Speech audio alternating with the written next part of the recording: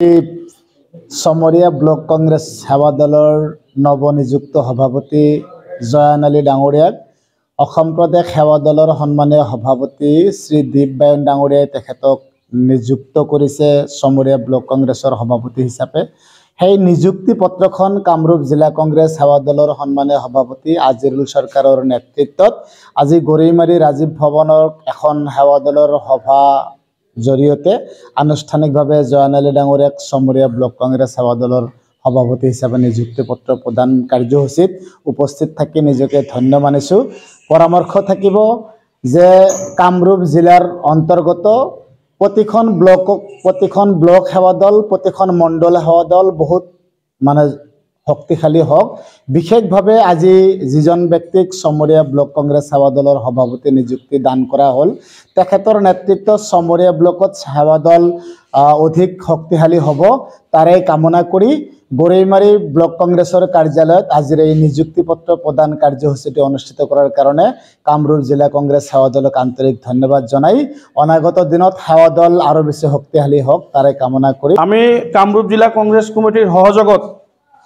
আৰু আমাৰ অসম প্ৰদেশ কংগ্ৰেছ সেৱা দলৰ মাননীয় সভাপতি গোটেই অসমৰ চুকে কোণে সেৱা দলৰ সৈনিক থকা সকলো সেৱা দলৰ সৈনিকৰ চকুৰ মণি,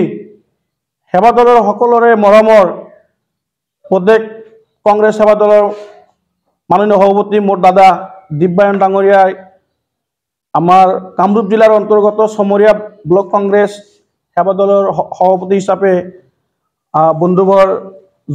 শ্বেখ জয়ন আলী ডাঙৰীয়াক সভাপতি হিচাপে নিযুক্তি দিছে। তো তাৰ লগতে আমাক পৰামৰ্শ দিছিল যে আপোনালোকে হয়তো কামৰূপ জিলাৰ কংগ্ৰেছ সেৱা দলৰ উদ্যোগত যদি আপোনালোকে এখন সভাৰ জৰিয়তে যদি নিযুক্তি পত্ৰখন আপোনালোকে প্ৰদান কৰিব পাৰে, সেইটোৱে ভাল এটা মেছেজ যাব। তাৰ বাবে আমি আজি আমাৰ গৰৈমাৰী ৰাজীৱ ভৱনত আমাৰ গৰৈমাৰী ব্লক কংগ্ৰেছ কমিটিৰ মাননীয় সভাপতি নুৰুল ইছলাম ডাঙৰীয়াৰ সহযোগত আমাৰ গৰৈমাৰী ব্লক কংগ্ৰেছ সেৱা দলৰ সভাপতি দিলৱাৰ হুছেইনৰ সহযোগত আমি গৰৈমাৰী ৰাজীৱ ভৱনৰ পৰা জয়ন ভাইক আমি সেৱা দলৰ চমৰীয়া ব্লক কংগ্ৰেছ সেৱা দলৰ নিযুক্তি পত্ৰ প্ৰদান কৰিলোঁ। এই চেগতে মই অসম প্ৰদেশ কংগ্ৰেছ কমিটিৰ মাননীয় সভাপতি ভূপেন বৰা দেৱক মই আন্তৰিক ধন্যবাদ জ্ঞাপন কৰিব বিচাৰিছোঁ, কিয়নো তেখেতৰ নেতৃত্বত আমাৰ ভাৰতীয় জাতীয় কংগ্ৰেছ দল যেনেকুৱা ধৰণে আগবাঢ়ি আছে, আমি 2026 চনত তেখেতৰ নেতৃত্বত আমি অসমত চৰকাৰ গঠন কৰিবলৈ সক্ষম হ'ম বুলি আমাৰ দৃঢ় বিশ্বাস আহিছে। সেই গতিকে অসমৰ চুকে কোণে যিমান আমাৰ বহি থকা কৰ্মী আছিল, পুৰণা কৰ্মীসকল আছিল কংগ্ৰেছ দলৰ, সকলোৱে ওলাই আহিছে, এইটো এটা শুভ লক্ষণ। তাৰ লগতে মই ধন্যবাদ জ্ঞাপন কৰিব বিচাৰিছোঁ আমাৰ ছয়গাঁও সমষ্টিৰ 3বাৰৰ বিধায়ক মাননীয় ৰকিবউদ্দিন আহমেদ ডাঙৰীয়া। তেখেতৰ পৰামৰ্শ আছিল যে হয়, কাম কৰা মানুহক পদ দিয়া, কামৰ বাবে পদ, কোনোবাই পদ লৈছে, কোনোবাই দলৰ ভাৱ লৈছে, দলৰ ভাৱ লৈ বহি আছে, কাম কৰা নাই, সেনেকুৱা মানুহক যাতে আমি আচলতে কোনেও এনেকুৱা ভাৱ নিদিওঁ, এইটোও মোৰ নৱনিযুক্ত সভাপতিক মই এইটো এটা পৰামৰ্শ দি দিলোঁ। কাম কৰা মানুহক আপুনি কমিটি বনাই দিয়ক, আপোনাৰ যিটো কমিটি হ'ব,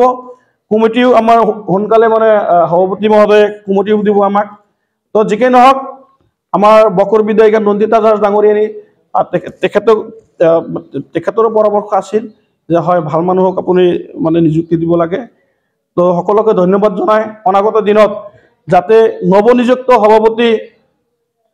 আমাৰ শ্বেখ জয়ন আলী ভাই তেখেতৰ নেতৃত্বত যাতে চমৰীয়া ব্লকটো অকল সেৱা দল এটা ৰিউমাৰ উঠাব পাৰে, তাৰ বাবে কামনা কৰি মোৰ বক্তব্য এইখিনিতে। দ্য নিউজ লেন্স, অবিৰত তথ্যানুসন্ধান, আপোনাৰ সেৱাত খবৰ সন্ধান। The news lens.